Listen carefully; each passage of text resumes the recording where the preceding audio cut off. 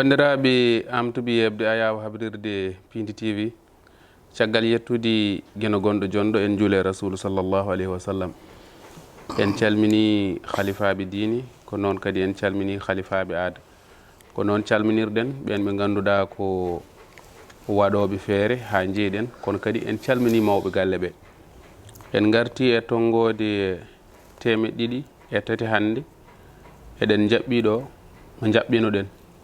nam kadi ko jaɓɓateɗo e galle he e kala saaha. En jetti Dieynaba Harouna gadiɗo mo jaɓɓade e galle o kono kam en jaɓɓimomo ɗo nde dañƴen tongode 50 eɗen kaala holi kanko nde tawno neɗɗo o tan ɓolo o haalata hoore makko kono noon ko mawa haale mawa daña kadi ni ɓe ganduɗa ko ɓen goni haaloɓe ɗum. caggal ɗum en jaɓɓatimomo ɗo on tumo ko embo wonde Baba Abou Habsatou Coumba Hamme taw eɗen kaala ko fewte caɗele yo Pulaar haale e banggue dawrugol yo haale e suudu sarɗijo gendi Sénégal kono kanko e Baba Abou gonno. caggal mum kadi jaɓɓiɗen ɗum ɗo eɗen dañi 126 tawa eɗen kaala ko fewte département mo Podor ɗum ɗon kalanoɗen caɗele gonnoɗe toon e département Podor. ɗum noon en jaɓɓatimomo ɗo eɗen dañi tongode 150 taw embo wondi e omo ganduɗa ko Saydou Tall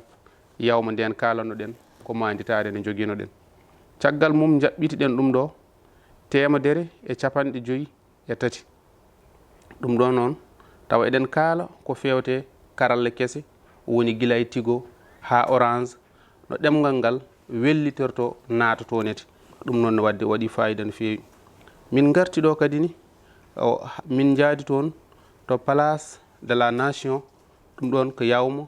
yo terre haal Pulaar yo air Sénégal haal Pulaar yo haalirde gendiri dowle Sénégal kadi ni yo haal Pulaar. en kaɗani ɗon o reftiɗo eɗen dañi o reftiɗo kadi ne laabi goɗɗi o reftiɗo eɗen dañi 150 kono yawma ɗum ɓooyani. kalannoɗen koko fewte jagorgal tammigal kumpital ko haalno e jaydeji yawma Allah hoddirani yo yaltu kono noon filanoma ko on woni Abdousalam Ba ko ɗum o andira cuuɗi amen kono e leydi Sénégal yoga e anduɓe ɗum gandir ɗum ko Dialal Leñol. en batta joni joni so wona tottudema konngol o salmodira e yeɓoɓe Ayaw habrirde Pindi TV kono kadi ko yeɓoɓe émission holmo woni an. assalamu aleykum. fuɗɗorade yettude Allah julde ɓurnaɗo windere sallllahu alayhi wa sallam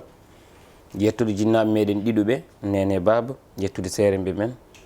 jiidaɓe jeydaɓe e rendaɓe gurnam dendagal to bandiraɓe mbawi wonde e jokli windere funnague hirnague e rewo e worgo en calminiɓe en juurimoɓe ha tengte ɓen ɓe ganduɗa ko accoɓe haajuji hammuji gam rewdade yewtere wiyetede holmo woni an de bamude ba yuɓinta ɗo e Pindi TV ala hen mo gaccuɗen. en jetti Allah dokkuɗo en tawtorede oɗo ñalawma oɗo waktu e ngaɗo sanga kono kadi eɗen ñaago Allah nde junnata balɗe men enen kala dendagal julɓe kadi eɗen ñaago jomiraɗo subhanahu wa taala nde ɓeydanta en jaam e suturo e ɓamtare e nder leydi meɗen Sénégal ha e leyɗele ɗe kala. Bamodi mi salminima mi salmitimom kadi mi yettima saabu jewteɗe mbiɗa ɗo mi rewi ɗo foof wona gandal takimi rewde ɗo e ɗeɗo jewte wona ɓurde yimɓeɓe humpito mbiɗa andi ko wawi wonde foof gilli e korso kam nani hen guilay hoorede galle woni Abou Samba Diop kawiraɗo tedduɗo ha e dendagal onon yewtiyankoɓe wonɓe ɗo onon en Dieynaba en woni Dieynaba Sow Sali Dia en Mouhamed Ndimen les techniciens Ali Falen ɗo ko enɗamam woni ɗo ɗum noon foof kadi enɗam nan fuɗɗorto koye an saabu fulɓe mbi so goho boni limore ayima ina wawi taw wonno mbayannoɗa e am kamɓe ma wonnoɓe mbaye am wadde ko teddugal ngal e course e yidde e respect mo dokkuɗami ko ɗum saabi ma taw mbawɗo wonde ɗo fo ne eto rokkudemi ko way noon wadde annene mi wima Allah jarama a jarama Bamoudy. ɗum noon Dialal walla mbiyen kadi ni honorable saabu hay ɗum ni nani hen ko wutteji ɗiɗi aɗa jogui ɗum wadde gadorɗen ko ɓooyani ko 27 hitande nde ɗo nde gonɗen hitande ujunnaji 2025 fulɓe ɗesi walla mbiyen nguuri kadi ko metti hono jayniyanke biyeteɗo Aliou Top yalti joopi fulɓe wonko jinno wadde ha mémorie wone mbiten ko mouvement goto biyeteɗo Nafoore kono kadi ne haali ha toɗɗi kadi ne télé goto walla radio goto woni RTF way kono eɗum waɗa eɗum watta leñol ngol ina waɗi sokotoɓe ngol saaha foof ngol sokete ko yawtuno gila e Adja Astou ha e ko way noon saaha foof eɗum waɗa ɗum ronki gasde way kono so renaki so accani ina wawi jibinde goɗɗum ɗum on jalti kalɗon hen en jetti kadi ni baɗon Abouka yalti kadi dari noddodiri e makko annene vraiment no mbanoɗa ha joni waylaki ɗum holko mbaɗɗa wawata wonde haɗum natta wadde e nder leñol men jopede saaha fo jopande mbaɗe ni adi fof ka jarama no fewi hande Abdousalam ko dillowo e dawrugol kono min mi yiiɗa wadde plotisé kala ko fati e haala leñamako nde gummi mbiɗa waɗa politique nde mi noddani bandam en noddumi ko potal ko yimɓeɓe foof pote am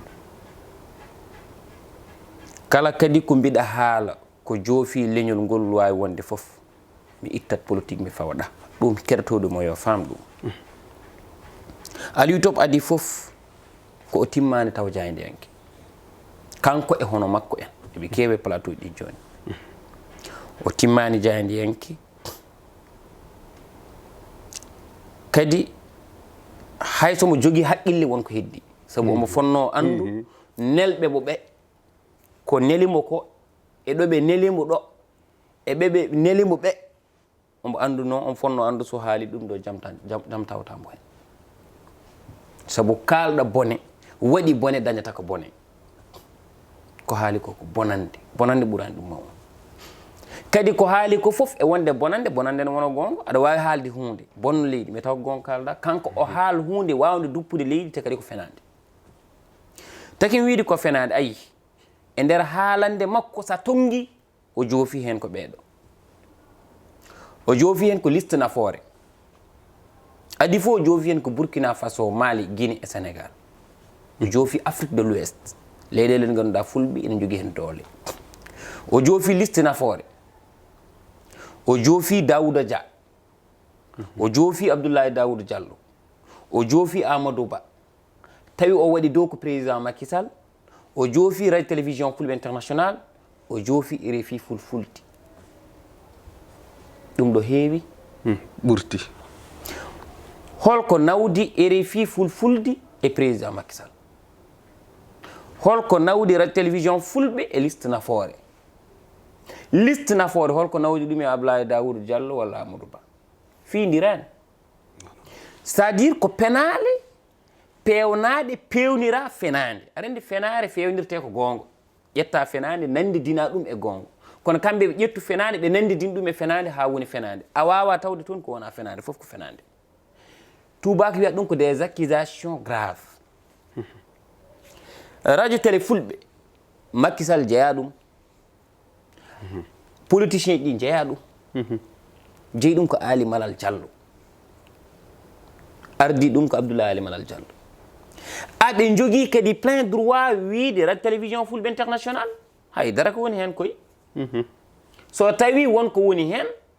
won fotɓe wadde régularisé ɗen gueɗe eɓe mbawno darade ɓe mbi ɗum ɗo ndeɗo indi wawa wonde kono kayitaji mabɓe koko rewi ɗo ha ɓe keeɓi koɓe keeɓi ko ɗum ko goho ɗiɗi kamɓe wonde haaloɓe ko ɓuuri hewde e nder télé mabɓe pular mais ɗum ko ɗo ɓe tawi ɗum télé biteɗo Walfadjri pular haaltaki toon yewtere wotere jogno toon pular waɗanno ɗum ko Abdoulaye Sarr te nde ko sodanode commercialisation nde yano ko nde sodanode TFM dumunnaji ɓennuɗi ene haalteno pular Saydou Ba wonin toon Bessel Bass ne haalno toon pular mais c'est fini maintenant hande ko haalte toon ko wolof e seeɗa français 7 TV aussi 7 ka mbiɗenaɗa 7 TV ko noon Sen TV ko noon ɗo ɗo gonɗen eɗen jogui Albourakh TV eɗen jogui Asfiyahi TV eɗen jogui Mouridisme TV eɗen jogui ko way noon e ko wayno joni au nom de quoi en mbawa dañde goto men so yalti tan wiya yalti au nom de quoi télé fulɓe wawa dañede holto ɗum fawi yoɓe kalan men holto ɗum winda parce que le pulaar est une langue nationale comme les autres et les peuls ko fotɓe waɗede informé comme les autres hay so tawi noon leñol ko neɗɗo gooto woni e nder leydi ina haala ngal ɗemgal ko omo haandi e habrede ko kewtali ndi sabu ko citoyen comme tous les citoyens kono eɗen jogii caɗeele mataw ko en ɓayɓe jooni ko haali ko e télé fulɓe o joofi ɗon tan le par ce que télé o ko pulaar haala ɗum tan o yiɗi haala te pulaar te télé fulɓe seɓori téléji keddiɗi par ce que télé fulɓe waɗi wolof eyi ine waɗi wolof wo yo yimɓe nganndu ɗum ko goo ɗiɗi RFI fulfulde haaju men ala heen addi ɗum ko France nde addat ɗum ɗo rewi ko voix normal ha leydi Sénégal jaɓani ɗum ɓe mbaɗi installé te wona ɗo addi nene leyɗele goɗɗe français ji ɗi en tant que radio France national kamɓe nganndi holko taki ɓe joofaade ɗemngal pulaar ngal en tout cas ko wawi gonde fof eɓe nganndi ɗemngal no haale e ndeer leyɗele nogase wadde kay so kuutorima ngal ɗemngal pour yiɗi sadde kabaruji daw ko haani ɗum kadi koko jaɓa ɗon kadi o jogii kanko waajo o arti yidde yafnaade o joofni RFI fulfulde ɗon o ɓuri wadde grosse erreur ɓuri wadde kadi erreur goɗɗo o ɓeydi lahnidde uure nde sen gummima ɗon nafoore mais nafoore ko liste mo ngannduɗaa o ko parti politique no nafoore wonirni nafoore mais ko noon rewmi woniri rewmi avec Idrissa Seck walla mouvement ji goɗɗi nin ɗo Pastef par exemple sa wi Pastef sa ƴetti ɗum a facciri ɗum e pulaar ko fimde mais pourquoi neɗɗo goɗɗo ala droit ƴettude parti mum politique waɗa nafoore walla waɗa kisal Sénégal ɗum tagi min mbammi MPS mouvement potal Sénégal ko droit rokki min ɗum so tawi wona laawol rokki min ɗum kala parti goɗɗo gonɗo ɗo innaɗo e ɗemgal gongal guendiyankewal yo firti yo itti fof artay français ɗum ko hen hunde ko joguirɗon kadi probléme ko toñƴo so tawi en garti Abdoulaye Daouda Diallo ne ɓen ha wiide wonde won réunion ji secrète ɗiɓe mbanno par exemple ƴetti Daouda Dia au passage en calminimo woni honorable député woni monsieur le maire ittudemo de liste nafoore o yaara élection holɗo caɗele goni par ce que o dañani liste goɗɗo o ƴetti on liste ni tan foti takanimo jeyde nafoore takanimo wonde hen ko ƴetta ɗum o yaari ɗum élection o gagnimo jooɗima ni gasi et puis ɗo e leydi men ndi goto foof ɗo jeeyaɗo ko ɗon wawi wonde maire ok wadde ɗon ko toñƴo joni noon wiidemo nde ɓe mbaɗi réunion ji secrète wonko ɓe mbaɗatno préparé pour laamu ngu heddito e maɓɓe te wonno caggal ko France ils ne doivent des explications o koko foti haalde te foti haalnudemo ko justice wona enen justice koko fonno wadde autosaisir guila enen en kalani par ce que mi rokkit ɗo affaire goto jaafoɗa mi artema joni ayi Oumar Sow ha goto portani ɗum plainte koko haali ko tan nodda Abou Diallo ha goto portani ɗum plainte koko haali ko nodda waaji oɗo holko pade mum walla procureur nanta wolof te leydi ndi won walla haala kaalako ɗo ɓuri ɗon garawde walla te jomum addiyaka ministre de la justice mate nanta wolof procureur ma nanta wolof mate juge nanta wolof mate ardiɓe justice e leydi ndi mate ɓe nanta wolof walla ɓe nanani ko waaji haali ko holkoɓe padata e noddudemo par ce que ɓe jii vidéo waɗama partagé ha waɗi viral yimɓe foof jii vidéo yimɓe fof no gandi il a tenu des propos ɗi ganduɗa ɗi jangga e jaam no wawi wadde répercuté arta e leñol ngol taw ko kanko woni sababu beele wona kadi jaalal wona falademo ko plainte mboɓe mbinoɓe ɓe porti plainte e ɓe kalde avocat ji ɗi avocat ɗi mbi kanko joni code de la presse ina portese jayniyanke o joni noon ɗum tagui hay soɓe jeehini o wiyete tan ko yo yah o watta rectifié ko haalno ko e ɗo haali ɗum ɗo joni noon ɓe mbi tawde o yeehi sohlani enne ɗum ni est ce que weeɓani non ɗum wona gonga code de la presse wawa waɗi protégé jaydi yanki jaltuɗo lawol jaydi yankaga non il faut que ça soit clair code de la presse ala fo ɗo waɗi mentionné so jaydi yanki o yalti lawol haali ko ganduɗa koko ɗum jaydi yanki haalno e radio Philconis avec ndeɓe duppande Rwanda ɗum jaydi yanki so haali ɗum doit être condamné mate on ɗon code de la presse mate o yiyani Cheikh Yérim Seck nde Sokotende walla code de la presse mate yiyani directeur de publication o mo ganduɗa kañum wonno ɗo e Sen TV nde Sokotende mate code de la presse yiyani woɓɓe mbaɗi ɗo des dérive perguitima ɗo e haala jagga coka comme oɗo mo ganduɗa kañum woni baɗo émission blanche gonɗo Walf nde Sokotende code de la presse waɗani protégé e jaydiyanke goto e dow fenani waɗanma protégé koye dow gonga surtout taw ka jumɗo mais o koko waɗi de argumenté te vidéo koko heddoto te o waɗi attaqué ko leñol no worno hoɗo CNRA woni walla señora darde mumen naafigue ɓe dari noon nden ha joni nden darde est ce que wona banggue pulaar o tan ɓe ɗeesi ɓe ɗeesi ɗumninde hoybinde seeɗa mami haalamo ɗo gueɗel gotel ay Sonko quand il disait neɗɗo ko bandum wonno sababu o wino président Macky Sall ko ƴetti yimɓe woɓɓe waɗi nommé e nder gouvernement mum taw koye nder leñol mum jeeya te Macky Sall ɓe waɗi ɓe nommé ne famɗi hen mo jiidi ni par ce que enen fof wonde fulɓe enen jiidi c'est vrai mais to batte endam no wawi taw yimɓe ne goɗɗodiri nde o haala ɗum de ko ɗum wonno haaju mum gonmi koye haalandema de Adja Astou nde haali nde ɗo ko haali ko ɗo Macky Sall en gonno politicien ji men hannde ɗi wonɓe ɗo hannde naati opposition mais ko ɗo ɓe gonɗo nde min kaɓatende holtoɓe gonno gasande Mamadou Diop Decroix nde jofoto nde fuutankoɓe haala e maɓɓe konnguɗi bonɗi ɗiɗo politicien ji gonɗi ɗo hannde holtoɓe gonno par ce que hannde wonɓe opposition ɓe kaldanmi koye laamu Macky haaldani nguuɗo laamu min holtoɓe gonno nde oɗo mo ganduɗa kañum woni Imam Sall dariɗo waɗi attaqué Amadou Ba ha mémoire hen leñol holtoɓe gonno so tawi ko ɗum ɗon kadi fuu mala daraki ɗo télé tan haali wi fulɓe mbiyata jolfuɓe ko ni te nden Macky Sall en gonno ɗo pourquoi ɓe darinoke hen liste mo ganduɗa o ko fulɓe wonnoɓe dans le gouvernement Macky Sall ene waɗe partagé ne wiye oɗo wiyete ko Bamoudou yetteke Ba o wiyete ko Abdoussalam yetteke Sow o wiyete ko Aliou yetteke Ka ɓe mbi ɓeɗo potani wonde oɗo gouvernement ɓe ƴatto yummaɓe nden on président Macky Sall en gonno recensement ANS nde min kaɓoto nde ɓeɗo politicien ji gonɗi hande naati e opposition holtoɓe gonno min jiino hen ñande mbaɗo politique Aliou Dembourou Goto gueɗel keddigel ngel paamen général Yagga Sow holkoɓe ƴettaki ɗum ɗo sababude ko Yagga o wiyete Sow o yettete o jeeya gamaji Sari commissaire Anne hol en caɗele woni ko dañani ɗo wiyede wonde kañum waɗi engagé des nervis sabu kanko ko jiiduɗo e Macky Sall ha galle mum wiyano duppi o wasi wa ɗumnir galle makko sababude wiyede ko pullo gueɗel keddigel ngel général Kandé nde ittete nde ɓooyani ɗum kam koye nguuɗo laamu mais ala fof ko nguudi leñam leñama kuuɗi kalaka hen tawa jiidani port de Dakar licencement ji mbaɗa ɗi toon hewɓe hen wiyede ko fulɓe ha Ousmane Tounkara gon États-Unis wi won diddaɗo toon inde pullo jettoto pullo jogui mais pourtant ko Pastef natteɓe jumɓe ndiwi ɗum wona min haali kamɓe kaali aynaɓe warateɓe e dow fenade te hay enquête goto waɗaka guila e lawam président Macky Sall holtoɓe gonno kamɓe gueɗel keddigel ngel top oɗo top ko rawandu tagui wiide ko rawandu c'est par ce que rawandu woni neɗɗo mo ganduɗa o ko mbaɗata ko wona gueɗal neɗɗo ko gueɗal rawandu par ce que rawandu jaasi hen ɓanggue mais arga e seeɗa caɗele pulare nder RTS Macky Sall en gaddi ɗum a goraddani ɗum de Abdoulaye Wade accuɗe koko waɗi fayida kamɓe bonni gummoɗa ɗon gara télé fulɓe ko haalate ko wiyete ko foof holko télé fulɓe waɗi téléji pular caɗele ɗeɓe keɓata e nder point de presse uji e conférence uji de presse so ari a fawi micro maɗa so tawi neɗɗo haali wolof ha paari ɓe gara ɓe dajjiti micro ji maɓɓe nawa ɓe gatti ɗon micro ɗiɗi walla tati par ce que ɗin ɗon mbaɗa divisé ko pular et pourtant koko fuɗɗi ɗon heddade ande wonde ɓeɗo pop ko gari wadde point de ande wonde ɓeɗo fof gari wadde couverture médiatique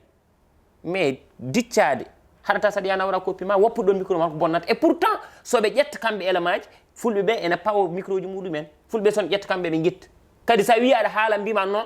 adora wolof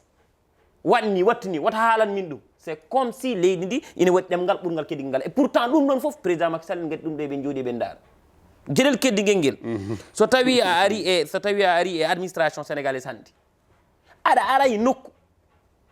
on t'oblige ou exige mbiɗa ya haala ɗemngal jolfe au nom de quoi nous notre langue officielle c'est le français ɗemngal men kutorgal ko français wona ɗemngal jolfe ko ɗemngal national comme les autres langues surtout les 6 ou les 7 langues codifiées ɗi ganduɗa tawi au niveau de l'Assemblée nationale aɗa haala ina faccirede en noon ɗemɗe donc ɗum ɗo fof kewi men ɗo ha joni wiyede nde ya haal ngal ɗo ɗemngal wona lawol au niveau de l'Europe kalnat mami sa yeehi kala ɗemngal ngal mbawɗa haalde maɓe gaddoy paccirtoɗo wona hakkude moɗon haala facciro en tant que les Européens en tant que les Français ou les Italiens ou les Belges walla les Allemands kamɓe mbawi jogade haqqille wawde nanodirde e ɓaleɓe saka hakkude ɓalejo e ɓalejo au nom de quoi honorable joni yewtere nde no weeli te mbeɗen ndi nde ɗo toɓɓere ko yajdi eɗen mbawi ɗo yajnade mbaɗen émission o fof o haaɗa ɗo kono jiɗanmi ko yimɓeɓe saaha foof mi jubbano ɗumen to mi arta ga mercredi 29 janvier 2025 toon to wuro teddungo ngo Madina Gounass fitinaji bannoɗi toon ha sukaɓe jagga gila 24 juillet 2024 won woppunoɓe kono won heddinoɓe kadi goppitama taw koɓe 13 kono eɓe kaɓɓana bracelet électronique ɓe keeɓi ko liberté provisoire ɗum holno jiiruɗa ɗum? liberté provisoire wona client o ɗaɓɓat ɗum ko avocat ji mum ɗaɓɓat ɗum. avocat o ɗo ɗaɓɓanatma ɗo liberté provisoire kañum annimo tan ko ya heɓ ndimago ma kota galle ma mbawa foftade par ce que prison ine muusi. haɓɓanede nde bracelet électronique ɗum ɗon ɓeɗo haɓɓuɓe wona kamɓe gaddi koye haɓɓoɓe ɓe gaddani ɗum addi ɗum ko laamu Sénégal addi ɗum adda koye dow darde ministre de la justice e gan sans garde chaud haalda nanodira adda ina gollore ɓeɗo laamiɓe wonen haɓɓuno bracelet électronique wona toon probléme to wona caɗele min donc justice ɗum no moƴƴi liberté provisoire no moƴƴi bracelet électronique ala caɗele l' essentiel ɓe mbaɗi ɗum tan ko wota dog kala ɗo gonɗa taw ɓe mbawade contrôlé ɗum ine moƴƴi par ce que aduna o aussi ko ɗon yarata kaɓɓanɗa bracelet électronique jalla kota galle ma ɓuuri waɗede paquetage Europe manda paquetage Rebus au passage mbiɗa salmina Abou Diallo hanki ko minen kirti mbeɗa salmini ɗum no fewi kadi en calmini Abou Diallo grand frère moƴƴi vraiment donc haala ka woni ko wanno ko holko woni dalilu mum tawi justice wonko wawi kay tawi laamu Sénégal walla laawol Sénégal no wawi yoɓe kalan men holko addi haala ka holto haala ka ummi pourquoi le khalifa général Madina Gounass ina daña ina waɗa sibir ɗen ɗon gueɗe musɗe à son âge e posture mo Allah rokki ɗum hannde ɗo tolniɗo e nder leydi ndi ɗo Allah fawimo ɗo julɓe ɓe pawimo ɗo ko golli ko e ndiɗo leydi pittali ɗi o fewni yimɓe ɓe o nehi ɓe ñamminta ɓe o yarnata ɓe wurni depuis des années no wayi wonde neɗɗo jontaɗo moƴƴo laɓɗo ɓernde jurumdero jurmotoɗo neɗɗo mo ganduɗa o ko waliyo khalifaɓe dine Sénégal fof ndendi kormi pourquoi oto mum no wedde kaaƴi hoɗo gendarmerie wonno holto ɗum fawi kadi cosa wuro ma bismaɗa yimɓe dutto mbiyana jeeyama doole yeeyoɓe doole holto ɓaggi holi denɗoɓe c'est ça la question mbamodi ɗum ɗon noon min ko min namdigal namgal kamɓe yoɓe jaaba tigi mbaɗa andi garto hen joni paɗen koye honorable aɗa jogui mouvement biyeteɗo Potal Sénégal holko woni kuccam mum e Bamoudi avant mouvement Potal Sénégal c'est à dire hay ɗeɗo balɗe mbeɗeni addanede kabaruji ɗi ganduɗa welanimi wiyede wonde police aritima wima wonde an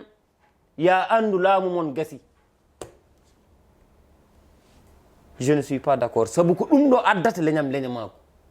tawa an haajuma ala e laamu a meeɗa laamade a meeɗa tinde laamiɗo a meeɗa jokkodirde e laamɗo a meeɗa ƴewde a meeɗanade bureau laamɗo mbiɗa laamu mon gasi hon ngun laamu gendarmerie jagguma haalanma la même chose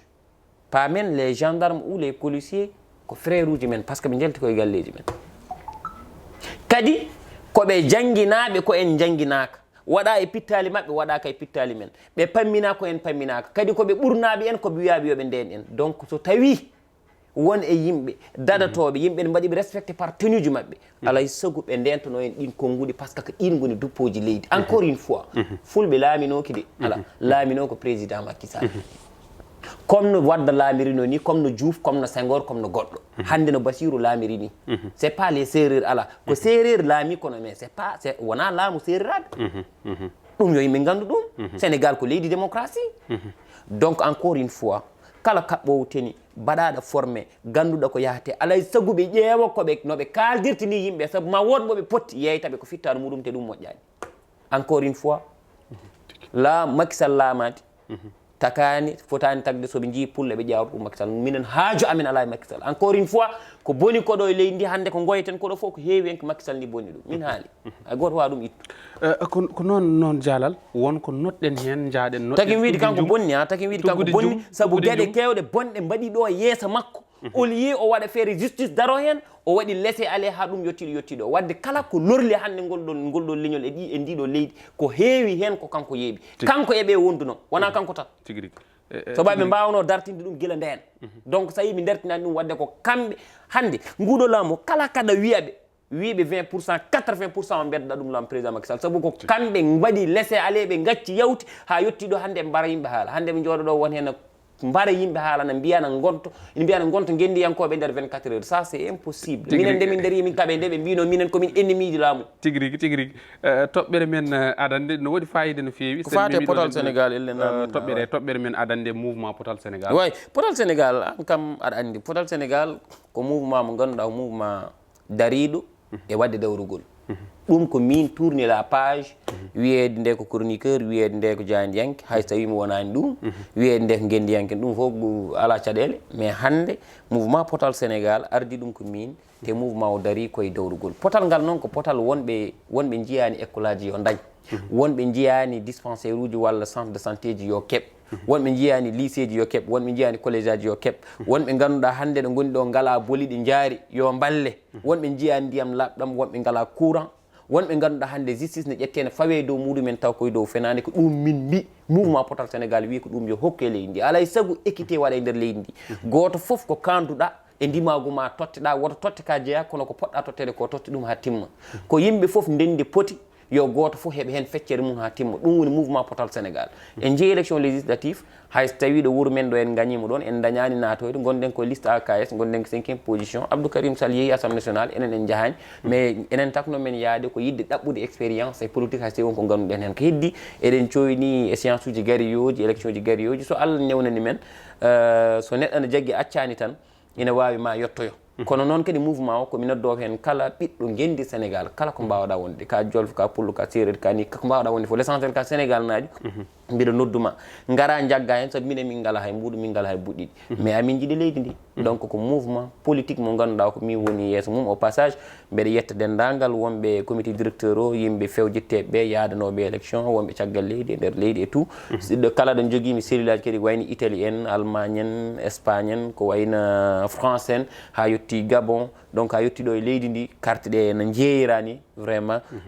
mouvement Potal Sénégal foof vraiment ko yettudeɓe ha tengti kadi les 700 personnes wonɓe e nder groupe WhatsApp mawɗo o kamɓe fof vraiment o passat mbiɗa wiyaɓe Allah jarama e jarama mais mbeɗa noddo dendagal yiɗɓe potal leydi ndi yiɗɓe ɓamtare leydi ndi yo gar min ndenta min gollodo beela jangga jaam eɗen keeɓa ko jiɗɗen mouvement Potal Sénégal e tongude tan ko ɗum mbawno tigui rigui en naati dawrugol mercredi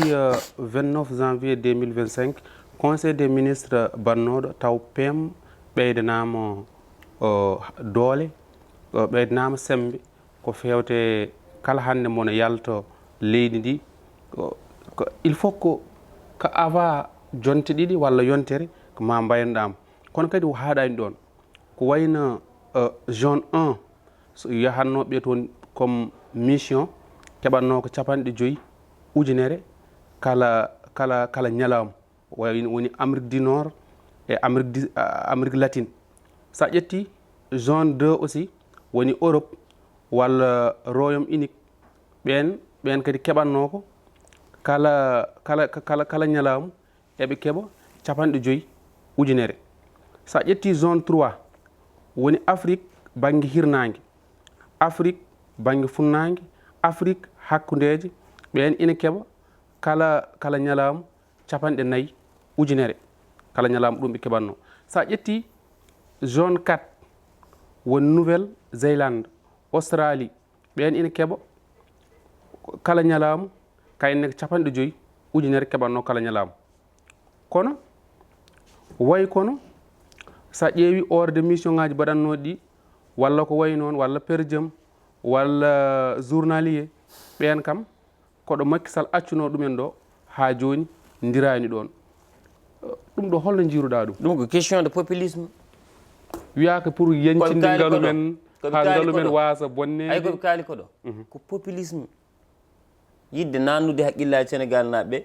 emin jiiɗi wadde feere fof ha kalis men natta bonde wona ɗum bonnata kalis o nous on parle des milliards ɗi PM heɓata en tant que fonds politique woni caisse noire des milliards haram la minen ko ɗum min kalata minen min kalani ɗum ɗo kecce ɗum ɗo kayke neɗɗo mo andaka kewi haalante ɗeɗo gueɗe ina jagga wonde ɗum ɗo ko gollal minen min kalata ko fonds politique mo président Bassirou Diomaye Diakhar Faye heɓata minen min kalata ka fond uji politique gondi e nder direction ji ɗi gondi e nder ministére uji ɗi soɓe mbawi ko ɗum ɗo ɓe guittata ha laaɓa minen min kalata ko train de vie mbo ɓe jogui hande ƴettude 8 uji walla 4 uji gona sappo walla sappo e jaaha ɗo joni takko leydi ndi garta tawa ko fera koye muɗumen ina wawno asde forage minen ko ɗum min kalata koy nous on parle aujourd'hui kalis kalanoɗo hakkude Abbas Fall et Jean Michel hono mbatten ha laaɓa hakkude Babacar Dieye e Babacar Dieng probléme gonnoɗo ɗo no hono watte ha laaɓa Cheikh Dieye e Cheikh Dieng jafoɗa min ko ɗo min kalata hono watte ha laaɓa minen min kaltake 1000 et quelques milliards ɗiɓe mbi waɗama e projet ji yoɓe kollu min ko hollin projet ji yo impact o yee minen min kalata ko budget Sénégal gonnoɗo e 7000 6 milliards gartuɗo ha 5500 milliards hande on kalis taki budget men ne tello minen min kalata ko indemnisation mbo ɓe guittiɓe totti yimɓe duppannoɓe leydi warannoɓe yimɓe waɗannoɓe cocktail molotov uji ne beddo e bichuji duppa ko wiyete ko fac médecine duppa fac science duppa sesti duppa université daro e dow taabi ina jima minen ko ɗum min kalata minen min kalata ko des manifestations jogtonoɓe piste leydi ne pella ɓen ɗon pourquoi kalis amen ne itte no totteɓe ko ɗum min kalata minen min kala nde ɗo gueɗe hen ɗum ɗo ça ce n'est rien ɗo ministre ni wonɗo fodde 3 mois taw yaltan leydi ndi walla 4 mois taw yaltan leydi ndi ɗiɗo mission ji kewɗi hen avant eɓe kalana min ɗiɗo mission ji yoɓe kalan min président voyage mum mbo waɗi aller retour fof no foti million ngaji duppata te holko addata aɗa yaa duppa million ngaji holko gadduɗa yoɓe kal toon le PM pourquoi il voyage avec notre avion présidentiel yoɓe kalden gueɗe déplacement avion yaade artu tan ko duppata koye kalis wawi ɗiɗi ordre mission ji ɗi kalɗa ɗi pendant duuɓi 3 walla duuɓi 4 wotoɓe kaala ɗum wona to woni haala ka rationalisation des dépenses guila e wiyede frigo en clim en ko wulnata café en ɗum PM adi men haala ɗum ko kecci comment an tiponu aɗa haalana min ɗeɗo gueɗe te an wiyama an PM o e primature e présidence wiyama on ñaami kono wona 46 milliards e nder lebbi 6 li quotidien haali ɗum Madiambal Diagne haali ɗum yoɓe kalan men 46 milliards e nder 6 ans e nder 6 mois holto naati ils ont venu juste min pour min koɓe arɓe juste pour wadde riche e laamu ngu mais pas pour liggonade Sénégal parce que pendant ce moment là ndeɓe ñamande on 46 milliards mais imagine toi won sukaɓe ne maaya e méditerranée o ɓene gone dégéro no maaya leydi ne arte muɗumen ɓene gone prison ngaji nder leyɗele sapalɓe yimɓe ne goni ɗo e marché ambilaji nene goy yew Fouko Diagne ne goy waɗoɓe transport moto ɓe ganduɗa ɓe jiiɗino aldude ɓe Macky Sall hande ɓe dutti eɓe pawa ɓen ɗon metti taw jiidani yimɓe nin ɗo hande kaccit toon gotto kirto hande neɗɗo haccoto fada hirande sababude kalis ala e leydi golle jiyaka yimɓe ne poti wurde so renaki ma yimɓe ñamɗo saño yoɓe kalan min ɗum yoɓe gaccu ɗeɗo kecce ɗum ko question de populisme wona ni Thomas Sankara waɗanno non wona ni Nelson Mandela waɗanno tigi ɗum ko populisme honorable joni en gardi hen ha hojomaji 5 en mbawa haalde tawde ko joljole joguiɗo baɗana masa neɗɗo heeɓi ɗum il faut que ina waɗa hen profite o saaha bisimilla kan 2025 tirage o waɗi ko ɓooyani lundi 27 janvier 2025 toon to Rabat coupe d'Afrique des nations ina wayno star uji ɗi pop kawriti toon kono noon wonko haawi yimɓeɓe won arannoɓe coupe d'Afrique ɓennuɗo ko wayno Ghana Mauritanie Gambie Guinée Conakry Cap Vert ɓen foof dañani hawridde hen kono kadi ni en jii toon to nde Côte d'Ivoire waɗi nde coupe d'Afrique o stade uji ɗi kadi en jii no heewanno ivoirien ɗi ne jeeɓoyo kono kadi ni Maroc fawi 9 stade ngam poɗɗi fettede kono kadi ko wona ko ɗum en jii ko fewte o mo ganduɗa ko El Hadji Diouf haala mum waɗi polémique wiidemo Mbappé ɓuri moƴƴude carrière e Neymar noon ɓuri mo wawde Fouko o rutti kadi o wi kanko Samuel Eto'o kanko ɓuri Samuel Eto'o wawde Fouko mais kal Samuel Eto'o ɓurimo moƴƴude carrière yimɓeɓe ene jarda ɗum kafe kono kadi pool biyeteɗo ko pool ɓurɗo musde yimɓe foof jaggi ko Côte d'Ivoire hakkunde mum e Cameroun ɓe mbiyata poule de la mort. Sénégal ma dañ Congo éliminatoire coupe du monde kono kadi kamɓe ndendi poule. ɗum holno jiiruɗa ɗum aɗa yimɓe gandama oɗo fannu min noon hannde mi yaltina oɗo fannu adi fof ko a jarama min kam guila garmi tan jiimaɗo ɓorni oɗo ensemble ɗum no may haala sport par ce que kadi c'est ça la communication parfois hay ɓornugal haalata donc ko heddi ko woni poule Sénégal enen kam ten lelimo ɗanɗen par ce que non seulement poule o mais eɗen jaggini so tawi coach o continue golle waɗat ɗe eɗen jaggi wona yaltude poule tan mais eɓe mbawi yaade ha ɓe jottoɗo yiɗa ɗo ko heddi ko poule de la mort mo kalɗa o ko gonga mais poule de la mort oɗo kadi ina wawi wasde wonde de la mort par ce que Côte d'Ivoire e Cameroun tan ganniya ene jalta hen ɗum wona poule de la mort ɗum ko mawɗum ko yettere Allah ko heddi ko maître non El Hadji Diouf en tant qu'international sénégalais min ko haali ko minen jayde à 100%. ɗum tout le monde sait que Neymar c'est pas Neymar ko les stars brésiliens woni ngala gurdam mbawa gerde carrière saɗa haala hande Neymar mais woto yejjite Adriano woto yejjite Robinho woto yejjite Ronaldinho woto yejjite eɓe keewi y en a plein ɗi ganduɗa ɗe c'est des brésiliens kamɓe ɓe gonɗini ko Sangara Amde rewɓe wadde ɗen ɗon kadi hewɓe mbaɗa respecté même leur entraînement no hannirta ni donc ko heddi ko woni El Hadji Diouf hakkude mum Samuel Eto'o ɗum kay wona kanko haali ɗum ko yimɓeɓe kaali o nani kanko yeew haali ɗum e micro yimɓe fof kayne gandi Samuel Eto'o El Hadji Diouf wona moro mum e football kono so tawi tan kadi batte jogade fulla e fayida e joom e yidde hoore mum e gonguinde ko woni ko e wadde feere gére carrière mum hande wono au sommet ɗum kay eɗen gandi te Samuel Eto'o gére carrière mum waɗi feere ha ganduɗa cuddiɗo mum daño on ɗon walli ɗum kadi ha géri carrière mum géri jawdi mum kadi yiiɗi hoore mum yiiɗi leñol ɓaleɓe yiiɗi tout donc carrière makko waddatake carrière El Hadji Diouf te club aji mawɗi o rewɗi El Hadji Diouf rewani hen El Hadji Diouf club mawɗo goto mo rewi hande darde ɗo biyeteɗo Liverpool mais keddiɗi fof ko mawɗum ko yettere Allah ko heddi ko woni Maroc ko leydi bandi riche donc soɓe pawi 9 stade ko hunde nde ganduɗa bettata e goto te pouluɗi somi jumani ele pouluɗi jeegom donc ko wiide yo Allah nawmen hen e dow jaam eɗen jogui anni o mais pamen football papco mbiɗa hooli ɗum football e hoore muɗum woni hunde nde ganduɗa eɗen mooli Allah koko fuɗɗi pertude valeur muɗum quand je vois waɓen Iniesta en Xavi en e Modric en sa ƴeewi saɗa haala grand jour uji haaltaɓe pourtant kamɓe goni moteur uji football e nden à l'époque waɓen Makelele en e woɓɓe donc pour pamen tan football koko fuɗɗi perdude valeur mum ɗum wona football tan ko aduna o addiri noon nouvelle génération addiri noon gueɗe kewɗe ɗum woni politique woni journalisme woni partout ko heddi ko woni yo Allah nawmen hen dow jaam eɗen mbaɗa souhaité équipe nationale o so nden yonti tawa no wawi rondade poto artira leydi ndi namnale jabol mum ƴeewi walla ala tan Dakar walla Fouta hol hen ko ɓuuran ma Fouta laccire haako walla laccire kosam laccire haake laccire kosam laccire kosam lamba walla so tawi ko lamba modulo walla balgay holɓurma Barça walla Real Barça Messi walla Chris Messi télé walla radio télé film walla théâtre bon les deux c'est important c'est ɗo suuɓaɗi ɗon satti par ce que min komi daaro film no feewi komi daaro théâtre mais somi tugnima e ɗiɗo duuɓi joyi cakkitiɗi kam théâtre maafe walla domada ala hen ko jinmi merci hay maaro mi yiiɗa min hay maaro mi yiiɗa ɗen ɗo ɗiɗo maaro maafe domada ala hen ko jinmi tan ko wiyete ko yaasa Barça mbala aɗa yii ɗum no ƴetta ligue des champions hikka o si mbiɗa anndi so tawi entraîneur o tinnima gardien baɗɗo blessé o arti par ce que Ter Stegen kode blessé te les deux gardiens qui sont là Iñaki Peña e goɗɗo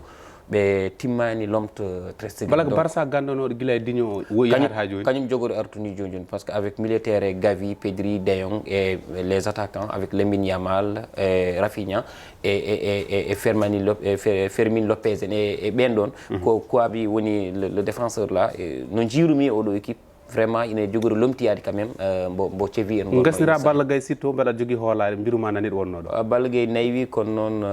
ko mbarodi noon hayso soli ina hulɓini jigui gasi haalaɓi Allah jarama kala ka haalano tonga merci beaucoup non ɗum mi weltanimo najum mi weltanimo no fewi c'est juste pour wiide Sénégal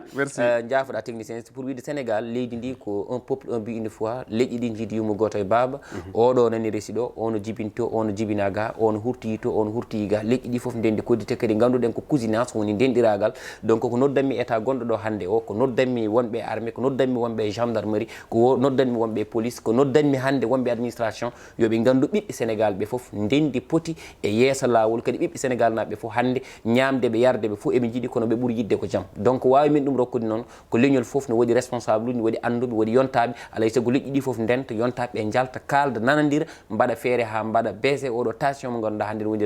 e nder réseaux sociaux et réseaux sociaux aussi il est temps que waɗe régularisé je ne sais pas hono mbaɗirta ɗum walla cybercriminalité toppittoɓe wone gueɗe ɓe ɓuuro yuynitade réseaux sociaux ɗi kala mo ganduɗa haali ko fotani haalde tawana nodde wooda ko wadda e gan sanga woɗɗo ɓen donta ganden kadi kala ko aduna ono maniére en no mantiri en ko jambo Allah rokki men o donc on ɗon jaam woto bonde ɗum encore une fois Sénégal ko enen ndendi jiidi yumo goote baaba haala leñamagu heƴani e Sénégal heƴe nder Sénégal tan ko yiidude haaldude yanodirde fijjude jaldude kala ko mbaɗɗen ko wona ɗum ɗo en juumi te Bassirou Diomaye Diakhar Faye en tant que président yo rento ɗeɗo gueɗe saabu wiyeede ko nde o laami nde ko nden leydi ndi duppi ɗum ɗon moƴƴani en ñaganaki ɗum Allah en jiɗna ɗum Sénégal mais ɗum ɗon fof eɗen gandi kadi saɗa rema puɗɗortoɗa koye koyngal ma wadde yen tinno ganden enen jiidimo goto baba Allah jarama Ba Mody. Honorable Abdoul Saydou Ba walla mbiyanmo Dialal kala ko wiya ina wona ɗum noon en jaranimo no feewi paamon tan ken soodiɓe ma won temedere namdal eɗen paɗannoma kono hojomaji men ɗi maɗi ɓeydo e sallahu lamɗo jaaɓi kono en jahade konngol mbaynigo tan Dieng Oumar Mija toon to Amérique o wi yurni hoore mum ɓuuti so naati mayat o wi ko Allah rokki fof ina usto ha heddi cofdam a gasni yeeso faydama e hoƴƴudu jomum yooɗani o wi neɗɗo yo andu esum gila debbo mum suutaki o wi ɗanniɗo ɗani artata ina laami ɗum noon en jetti omo ganduɗa ko Guisse et frère kanko ɓurni en joom 77 944 76 73 ɗum noon to caggal to ko Djiby Dieng ko jaalal leñol tigui wonno koɗo men ha saaha goɗɗo maw artoy ɗo sallahu lamɗo jaaɓi jokken yewtere men temedere 2 e 3 jaafo ɗon 2 e 3 hannde Allah jarama on jarama